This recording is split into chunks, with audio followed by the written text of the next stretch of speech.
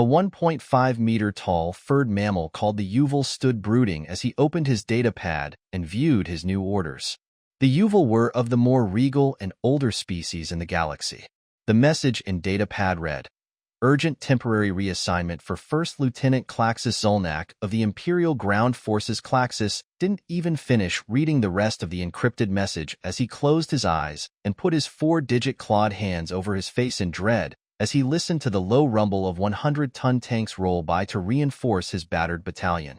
He was being forced to leave his platoon for a temporary assignment that was assigned to the humans. "Maybe my death will be swift?"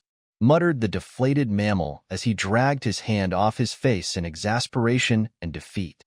He stood dead-eyed as he looked over to his right and heard the sounds of rapid barking, a sound only one species made, and apparently it was the sound of amusement as a pair of humans walked past where he was standing. They gave him a brief glance before continue their incessant breaking. Klaxis despised these infuriating and hairless apes. Unrefined, undisciplined, and uncultured. They were not warriors, they were just rabble. How they even made it to the stars, let alone provide any meaningful assistance in this war, was beyond him. These things did not only refuse to show respect for Imperial officers, they refused to deploy or take part in any operation in any meaningful number. Always off doing God knows what. And they had that way of insulting you with their snide comments like "you're not my supervisor," and then walk away with that grating barking. Any efforts to have them disciplined were met with excuses or silence. They barely listened to their own officers. They referred to their leaders by their names and only answered to our highest-ranking officer at this post. It was ridiculous. These barbaric monkeys had just barely achieved FTL when the Empire reached out and welcomed them into the galactic fold. They were given favorable terms in exchange of service, and the most they could come up with for his front was 150 warriors. The humans were given the gift of hundreds of years' worth of advancements in medical, terraforming, and engineering technology, and in return they were to help beat back the terrors of the universe. This scourge was called the Tsong, a cold-blooded 2-meter-tall reptilian ambush predators that burrowed, and they were running through the entire galaxy roughshod. These monstrosities thought of every sapient as nothing more but food or delicacies, turning every world they took into a house of horrors. Even knowing this, the darned humans only sent tens of thousands of their warriors to the most significant strategic location in this war. A heckishly hot and humid tropical world covered in dense jungle called Valtuk. This world was a shoot-hole, its vegetation so thick and its fauna so hostile. It made traversing this accursed world nearly as dangerous as fighting the Scourge. However, securing this world would mean securing a very important strategic location for the Empire. Securing this world gives you a great defensible position to protect the entire solar system, and this solar system provides a great and bountiful staging area to launch assaults deep into Tsong core systems. This is the most important strategic location for the Scourge to protect their core worlds, and they knew it. They fought like demons, to the last ship, to the last man, and when they ran out of energy for their weapons, they came at you tooth and claw. Even though thousands of broken and shattered ships littered the planet's moon and orbit, only half of their orbital defenses were offline. On the other side of the planet lay their most fortified positions and their heaviest orbital weapons. Thus, in order for the fleet to regroup and secure the rest of the solar system, it fell upon the Imperial ground forces to maneuver and silence their guns. However, the Scourge dug in deep, millions of their warriors entrenched, defending their orbital cannons with vicious zeal.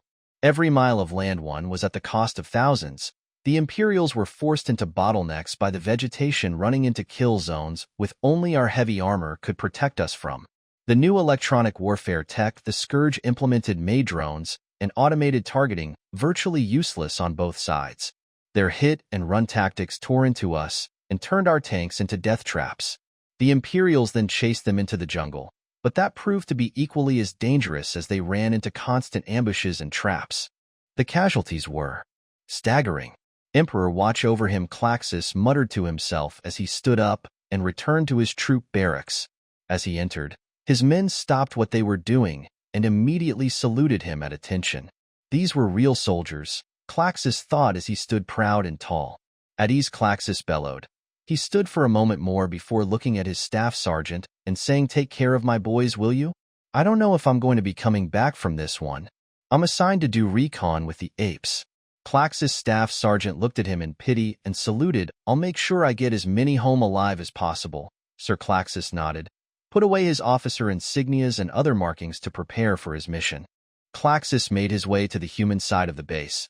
There he saw massive railguns with men yelling instructions before a massive crack and a hum of energy dissipating as it launched its projectile. He was baffled. Why did they install warship batteries in their outpost? What were they shooting at? Didn't they know the gravity dragged down whatever projectile they shot? Didn't they know that the atmosphere liquefied their projectiles if shot at standard powers? Klaxis was even more worried. He was ordered to go on a reconnaissance mission with only 6 of these. Humans. Were they too stupid to understand that orbital or drone reconnaissance was impossible with Tsong anti-drone technology?